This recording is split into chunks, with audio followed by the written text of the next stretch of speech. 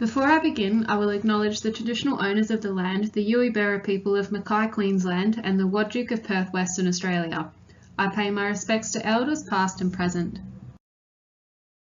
Hello, my name is Ashley Brennan, and this is Reclaiming Kanaka, Australian South Sea Islanders in Mackay, Queensland, for Interpreting History at Curtin University. This presentation shares with you my research project of the Australian South Sea Islander community and their contribution to central Queensland since their first recorded arrival in 1863. Following acknowledgements, I will provide a brief historiographical introduction to Australia's Pacific Islander labour trade and blackbirding history, which is a necessary framework to the central research question. For those unfamiliar with Queensland, I've established the boundaries of my line of inquiry to Mackay and the Pioneer Valley. I will then outline my project, my question, my argument, and my methodologies, including my interview with Mrs. Marion Healy, an ASSI elder here in Mackay. I will then reinforce the significance of my approach and research, and then conclude with a reflection on the entire process. While this list is certainly not exhaustive, the contributions of those listed to ASSI history, culture and literature have been crucial resources for me in undertaking my own research. I make particular mention of Marion Healy, my interviewee, Dr. Clive Moore for his extensive research into Australian South Sea Islanders in Queensland, and also the State Library of Queensland with their extensive digital archives. Another good resource for me was the Heritage Resource Collection at the Dudley Denny City Library in Mackay. It has a wealth of original records that are localised to the Mackay region. From 1863 to 1904, more than 60,000 South Sea Islanders were brought to Queensland to support the state's emerging pastoral, cotton and sugar industries. While some came voluntarily at the false promise of an attractive income, many of the first arrivals were forcibly removed from their island homes in a deceitful scheme known as blackbirding. Some historians have described blackbirding as Australia's own slave trade. Kanakas, islander men generally between 15 to 35, were coerced into ships headed towards Australia and were employed as indentured labourers that earned a measly £6 per year. Workers were forced to sign 3-year contracts using their fingerprints as their signatures, and although were free to return home after this period, they suffered a loss of identity and a disconnection with their island culture. This facilitated either their desire to stay in Australia following this period or their eventual voluntary return to Queensland. The islanders faced lack of family networks, wage inconsistencies with European Australians, loss of cultural identity, as well as exposure to new diseases they weren't immune to. Tuberculosis, pneumonia, dysentery and pleurisy wiped out almost 15,000 labourers between 1868 and 1906, according to government records, and it seems to be the largest death rate of any immigrant group in Australia. Also at the turn of the century, the implementation of the White Australia policy manifested racial discourse nationwide, and in Queensland the ASSI community were further denigrated as racially and culturally inferior, despite years of existing assimilation. The Pacific Island Labourers Act of 1901 facilitated the removal of any Pacific Islander found in Australia after the 31st of December 1906. 7,500 of the approximately 10,000 islanders in Queensland and New South Wales were removed. For the purposes of this research, the Mackay region spans from Kumala in the south to Bloomsbury in the north and out west to Yungala, incorporating the Pioneer Valley. Mackay maintains a humid subtropical climate with the hottest days between November and April and peak cyclone threats around February to March.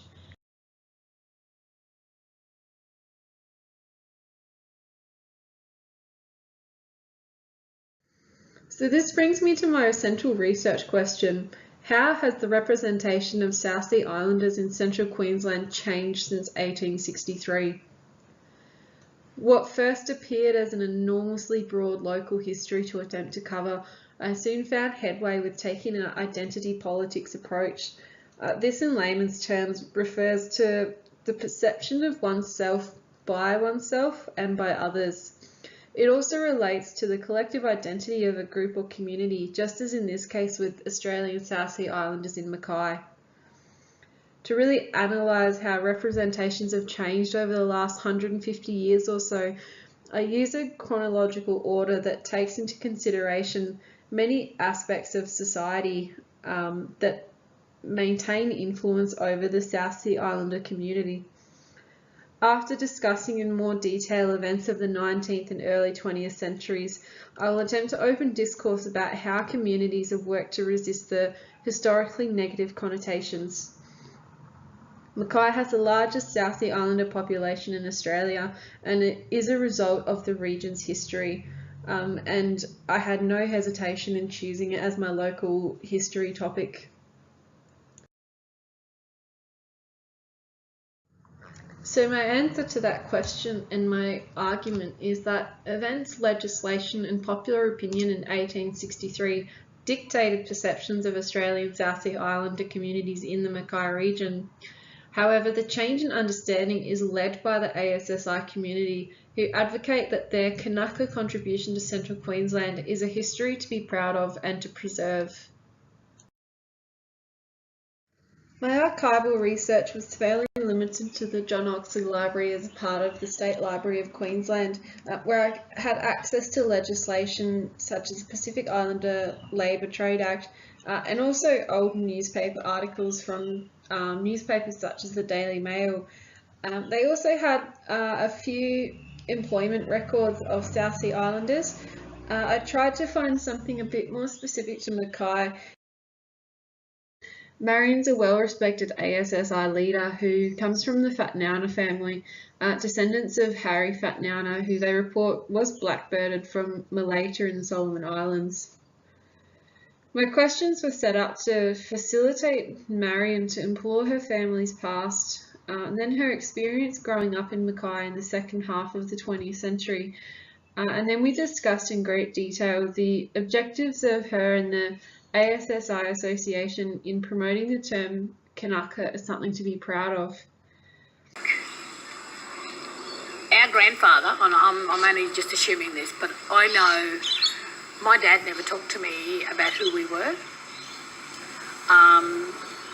And if you can think about assimilation, you had to forget who you were and you had to live here in the now. But I'm quite strong about it's important to know your past. If you know your past, then you can function in the now. I didn't even know I was South Sea. I didn't even know where I was from growing up. You weren't allowed to talk about it. You were here now, and I remember my dad telling me you were assimilated now. This is the grave project finished by Marion Healy and the South Sea Islander Association it was only in August this year that it was finished, and there's 114 tombstones made that they invested their own money in, so it's a really important project to them to acknowledge the islanders buried here. It feels a little bit symbolic to be looking over the sugarcane fields to know that this is the whole purpose of them being here.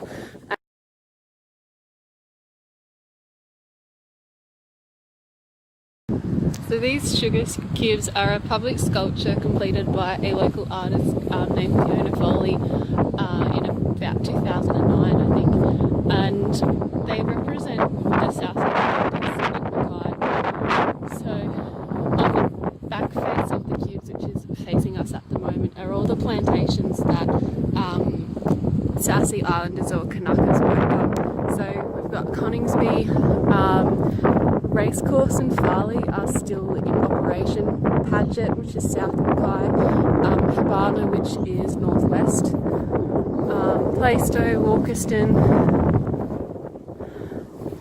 etc. And then on the front facing, so facing inwards, we have the ships that brought South Sea Islanders to Mackay, and we have the fingerprints.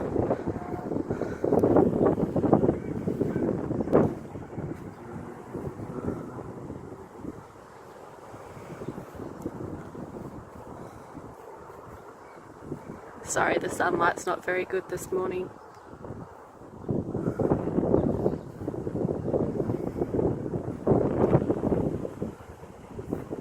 So as I mentioned in the introduction, the fingerprints were acted as the islanders' signatures when they signed their 3-year contracts, and what Foley has done is taken them from the archives and the records, the employment records, and used them on the sugar cubes on the ships they came on. 2017 marked 150 years since the first arrival of South Sea Islanders in Mackay, and bureaucracy such as the Mackay Regional Council really did jump to acknowledge the anniversary. Yet I argue with evidence that recognition is being driven by the ASSI community. A quick example from the Council's 2013 Cultural Diversity Statistical Profile shows that there are no trustworthy statistics of the ASSI population in Mackay. There are a few main reasons for this that can also be seen as the reason that community leaders are advocating for change in perceptions and representation. Firstly, South Sea Islanders who could pass off as Aboriginal or Torres Strait Islander could be entitled to Indigenous welfare benefits that they wouldn't be eligible for as South Sea Islander. Secondly, Islanders were ashamed of their identity and cultural heritage and had a preference to not conform to the community values. Thirdly, those like Marion who grew up in the age of assimilation probably didn't know their background and ancestry well enough to be able to identify as a South Sea Islander. So my project is significant because it adds to existing literature a consideration of how Islander history in Mackay is dictating their present. Hey everyone, I just want to take this opportunity to start reflecting openly about my research processes looking at the Australian South Sea Islander community in Mackay. I found this experience really quite enjoyable in terms of the steps I had to take to find this information, and I was quite fortunate that this history is such a large part of Mackay and the Central Queensland region.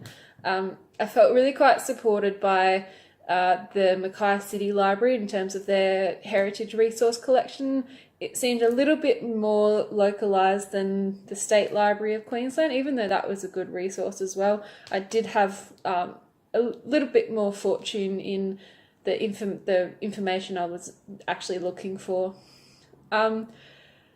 The interview went well once we got over our first initial eggshells of Marion not wanting to talk to me. I understood where she was coming from in that she had reservations about what I would use her information for, and once we got over that sort of obstacle and she really recognised that I was invested in the project, we did overcome it, and the information that she provided me was such a great help to giving me sort of directions on where to look and who else to speak to and how she could assist with the project as well.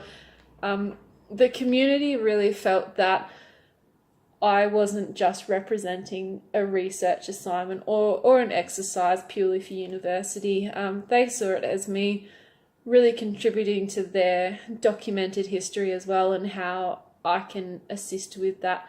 And it makes me think that this isn't going to stop when I hand my paper in next week. Like, I genuinely want to help this group out too and help them overcome and redefine Kanaka as their objective is. And if I can step by step do that, then I'm winning too. So